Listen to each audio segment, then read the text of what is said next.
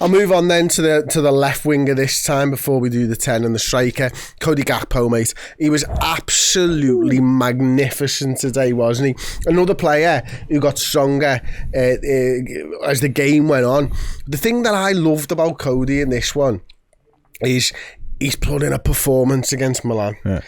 And he's watched Diaz put in a fucking performance at the weekend. Yeah. And he goes...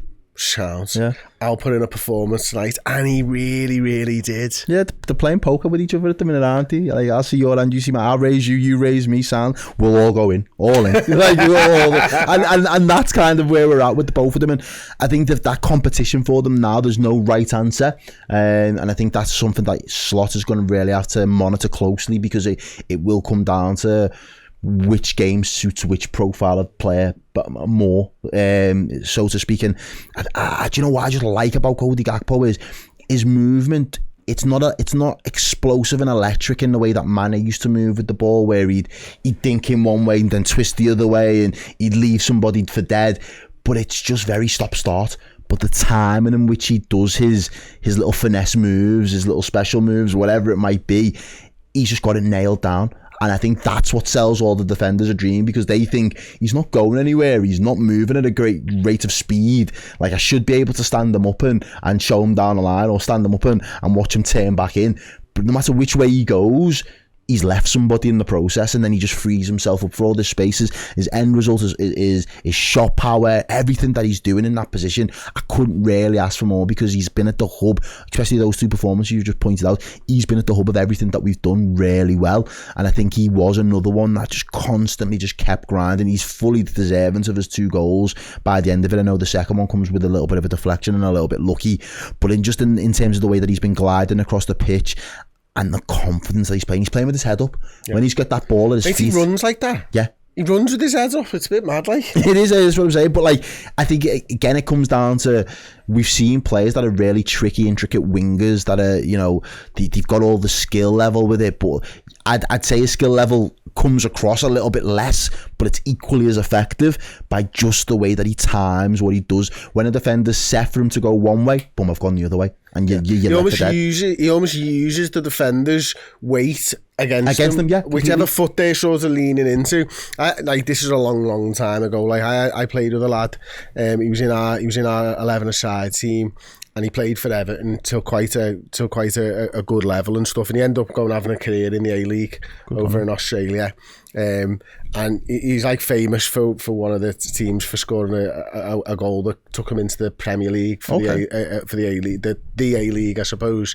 And he was like, he was dead good with the ball at his feet, but his shoulders were what done you, right? And I get the impression Gakpo's a bit like that, like just a little like whoomph, and you go. With it, and he's gone the other way, and it's just a little drop of the shoulder. And I've never played against anybody since, or you know, in the last few years, who did it with the top half of the body, like it was mad. But that's up here for dancing as opposed to down there. We've got Diaz down there for dancing with his feet, and he will twist people inside and out, and he will have a defender running in knots almost, and that's how he wears somebody down and breaks you down in your game, so his game can flourish. Whereas, as you've just mentioned there, Gakpo is it's a lot smoother. It's up here. It's literally, you've weighted yourself that side, it's time for me to go that side. Yeah. And there's nothing you can do because you've taken yourself out of the game effectively. But I know that, and I don't need to look at where the ball is. I just need to go with it and just allow myself to run into the space. So the way that he occupies the space at the moment, the way that he's performing on that left-hand side for me is going to be integral for what we do, because I'm excited by the left-hand side again. I know I'm going back to that point that I made before, but last season, part of the season before that, there wasn't one left-handed or left winger that I was banking on to be that guy for us. All of a sudden now we've got 2 that we can turn to at any particular moment and say they're both capable of doing more than a job for us. They can be that additional bit of firepower that we've probably lacked at times. Yeah, mate, honestly, they're both that guy at the moment, aren't they, when it comes to it, like, and, you know, the strike from the first one is absolutely outrageous, and that's what he did. You mentioned the shot power and everything else that he can bring to the table, and I just love the fact that he can go both ways. He doesn't mind cutting in. He wants to cut in. But if you take that option away from him, he is going to go down the outside, and he's going to try and pick somebody out and stuff Stick like it that. Towards the back post or do whatever. Mate, he's just got everything in his game. He tries to get that cross into Chiesa for the first goal anyway, and it's obviously Chiesa moving it back towards goal, but as you said, he goes on the outside for that. He's not asked, right? You're going to show me that way, I'll go that way. I'll use my right foot. I'm not bothered. Like, I fancy asking you this question, actually, right? Is Arne Slot's biggest problem at the moment keeping them both in this form? Diaz and Gakpo? Because how do you keep them both in this form? Yeah, well, the easy answer is one Champions League, one Premier League, because there's pretty much a game a week that they're both then going to be able to have. I think Salah's going to be the person, you know, on that right-hand side that'll play at least, 90 plus 30 in out of those two games. For the most part of, the early part of the season, but for those two, keeping a Diaz fresh, fit, firing is fantastic because of his explosive nature. But then having someone who's got that little bit more of the intricacy of what a Gakpo can offer you, I think will become very useful in games. And maybe again, not necessarily Milan doing this, but I think where Diaz potentially struggled, and again we can look at the international break thing and there can be a conversation. There might need to be a bigger sample size to really establish it. But will Diaz be as effective against the low blocks?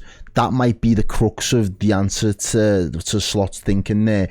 Is there one of you lads that is going to be more effective against the low block side for me, point, as opposed to one that when everything's open and a team wants to play against us? I'm thinking the Arsenals, the Cities, the Tottenhams, the way that Man U have played, the Villas, might be a Diaz. It might be there's a lot more space to expose. You can be explosive. We can score goals in 0.9 point something seconds when you're on the pitch.